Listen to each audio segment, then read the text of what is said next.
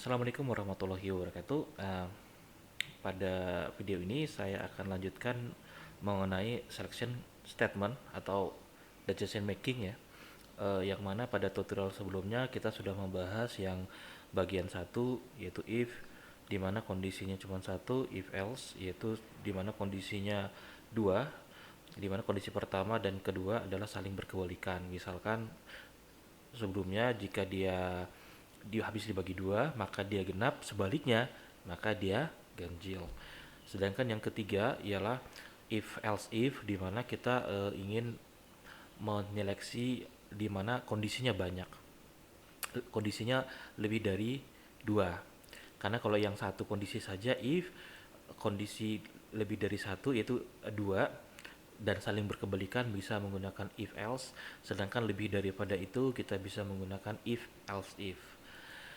Nah, uh, jika pada ketiganya ini kita menggunakan suatu kondisi, jadi ketika ingin menyeleksi suatu statement kita ada kondisinya, misalkan jika bilangan bulat atau jika dia habis dibagi dua dan seterusnya. Yang akan dibahas saat ini yaitu switch case yang dimana bentuknya agak sedikit berbeda. Kita akan tunjukkan ya. Switch case ini lebih kepada seleksi kondisi di mana dia akan menseleksi berdasarkan kesamaan atau disebut sebagai equality selection condition.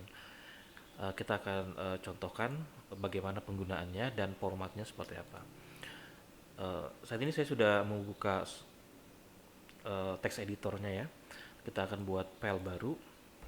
Saya simpan kemarin latihan 6 saya simpan dengan nama latihan 7.c. Oke. Ini all files ya. All files atau kita bisa arahkan ke .c. Nah, seperti ini nggak ada masalah. Saya buat uh, file baru. Seperti biasa kita akan mengetikkan standar bahasa C yaitu include stdio di sini, stdio.h, kemudian fungsi utamanya yaitu integer main, dan diakhiri dengan return null. Oke. Switch case itu punya format seperti ini. Misalkan kita punya variabel, anggaplah variabel itu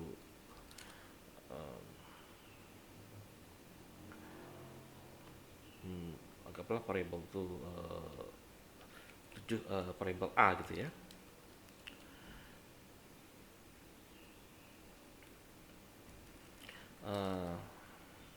Jadi switch case itu punya format seperti ini. Switch, nah kemudian a. A ini artinya yang akan kita evaluasi, yang akan kita evaluasi a. Misalkan a-nya itu bernilai 1 ya.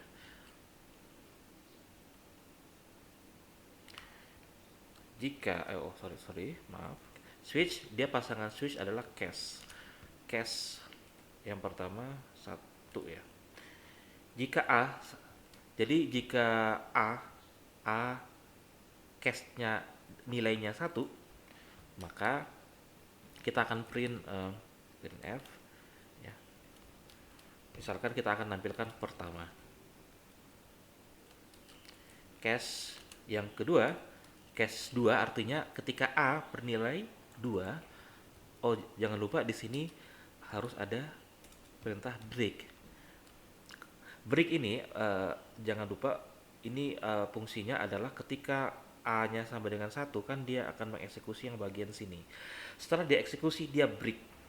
Stop. Stop berarti dia akan lanjut ke bagian bawah. Nggak akan ngecek yang case 2 dan seterusnya. Kalau kita tidak menggunakan break, dia akan mengeksekusi semua kondisi itu.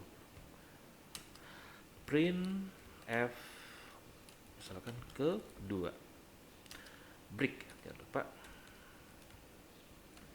Oke,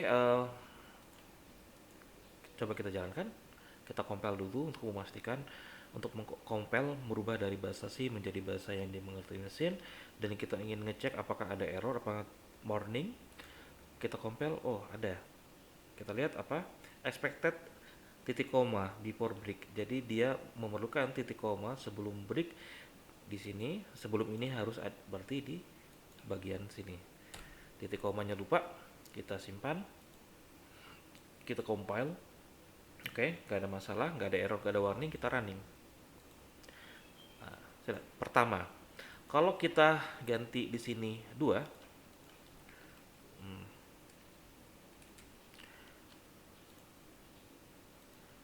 nah dia kedua. Bagaimana kalau kita ngasih dia atau kita hilangkan dulu breaknya? Apa yang terjadi kalau breaknya nggak ada? Kita simpan sudah, kita compile, nggak ada error, nggak ada warning, kita running. Perhatikan kalau tidak ada break, maka semuanya akan dieksekusi. Jadi seleksi kondisinya nggak akan berjalan. Jadi setiap ada cache itu kita harus break.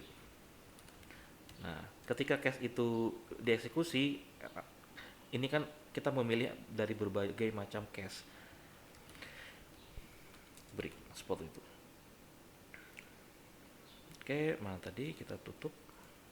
Kita compile lagi, kita pastikan dia berjalan, kita jalankan. Oke, pertama, bagaimana kalau ada nilainya 3 yang tidak ada di sini? Kita compile running, maka tidak ada terjadi apa-apa. Maka yang di sini ketika dicek cache 1 beda, cache 2 beda, maka dia nggak akan ada yang dieksekusi di bagian sini. Maka dia akan langsung ke baris ke-16, 17. Jika ada kode, maka mereka akan eksekusi. Nah, sama seperti yang if else, jadi ada kata-kata else atau keyword else, di mana ketika yang di atas itu kondisi sebelumnya itu tidak ada yang memenuhi, maka kondisi yang selanjutnya itu kondisi else akan otomatis dieksekusi. Nah, kalau switch itu ada cache, selain cache itu ada namanya default. Default itu artinya kalau ini tidak memenuhi, yang ini tidak memenuhi, maka otomatis yang default.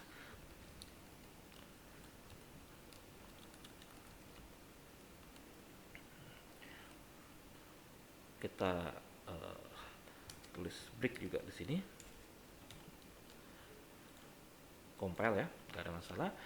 Ketika A-nya 3, maka case 1 nggak berlaku, case 2 nggak berlaku, maka dia dikasih nilai default. Nah, gunanya apa? Banyak sekali gunanya. Contoh kalau Anda membuat halaman website, mungkin ada alamat link-link atau menu-menu. Kalau menunya nggak ada, maka otomatis ditulis halaman tidak ditemukan. Apapun itu linknya, ketika itu tidak ada di sistem kita, maka ditulis halaman tidak ditemukan. Sama seperti ini, jika tidak ada cache-cache yang diberikan, tidak ada yang sesuai, maka kita akan kasih default. Misalkan kita print default, kita tampilkan default, atau kita tampilkan misalkan tidak ada angka yang memenuhi. Kita compile, kita running. Kita kasih sembarang bilangan, misalkan ketika tidak ada yang memenuhi, maka kita menampilkan sesuatu, yaitu tidak ada angka yang memenuhi. Cache-cache ini kita bisa tambah sesuai dengan keperluan. Nah, selain itu tidak hanya integer, Anda bisa ngasih misalkan float atau karakter atau string dan seterusnya.